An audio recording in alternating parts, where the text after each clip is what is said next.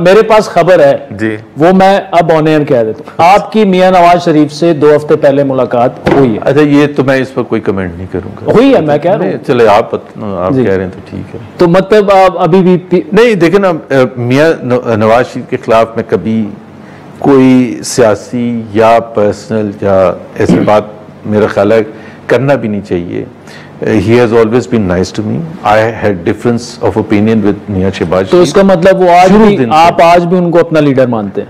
100%। मियां शहबाज, देखे ना, पार्टी की लीडरशिप आ गई मियां शहबाज शरीफ के पास, प्राइम मिनिस्टर बन गए मियां शहबाज शरीफ। मियां नवाज शरीफ लंदन में बैठे थे और वो टकराव की सियासत नहीं चाहते थे।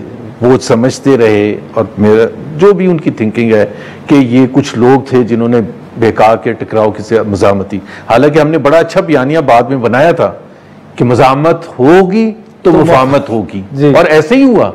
अगर वो Maryam Nawaz politics of defiance और रेजिस्टेंस ना करती तो इस तरह आपसे क्यों आगे बढ़ के कोई हाथ मिलाता और क्यों आपको एज एन ऑप्शन रखता? आप तो जीरो हो जाते ना। अगर मरियम नवाज ने उस वक्त ना निकली होती तो आपकी पार्टी की क्या हैसियत थी? जीरो हैसियत थी। तो वो तो फिर आप हर बाय इलेक्शन जीत रहे थे, तो बाय इलेक्शन ऐसे ही बैठे बैठाए जीते थे। हाँ, आपने बयानिया बनाया था तो जीते थे ना।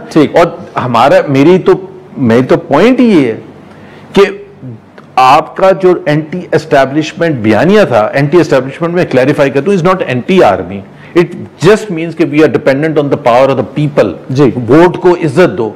वो जब तक आपके पास था तो आप सक्सेसफुल थे एज अ पॉलिटिकल पार्टी। आपने जैसे ही वो उससे पीछे हटे और इमरान ने वो ग्रैब कर लिया, he became popular and this is evident. By the way, अगर आप फातिमा जीना तक चले जाएं, she was anti establishment ना। अवाम में जाके उसने अयूब खान को तो हरा दिया था, लेकिन उस वक्त के फॉर्म 47 के हिसाब से फिर उनको डिक्लेयर कर दिया कि वो हारी भी नहीं है, जीती भी नहीं है। तो अभी फॉर्म 47 का तस्करा करना जो है वो कितने पाकिस्तान की सियासत में ना बहुत सी चीजें जो होती है वो बन जाती है ना, मिथ बन जाती है या पॉपुलर नैरेटिव बन जाते हैं, जिससे लोग नरेट एक कर सकते हैं कि जी अच्छा फॉर्म 47 का मतलब क्या होता है। बट मैं सिर्फ क्लैरिफाई कर दूं, उस वक्त फॉर्म 47 नहीं होता था, बट जो भी होता था, शी हैड वॉन इलेक्शंस, जो हमने पढ़ा, देखा, सुना हिस्ट्री की बुक्स में अयूब खान के खिलाफ बेसिक डेमोक्रेसीज का। मतलब इस दफा फिर इमरान खान जीता है इलेक्शन? इस दफा इमरान खान जीता, बिल्कुल क्लियर है। और फॉर्म 47 में देखो ना, जो मैं और आपके पास तो ज्यादा शायद वो हो कॉन्टेक्ट्स हों, तो मैं तो नहीं जाके कह सकता कि वोट काउंटिंग में क्या हुआ था।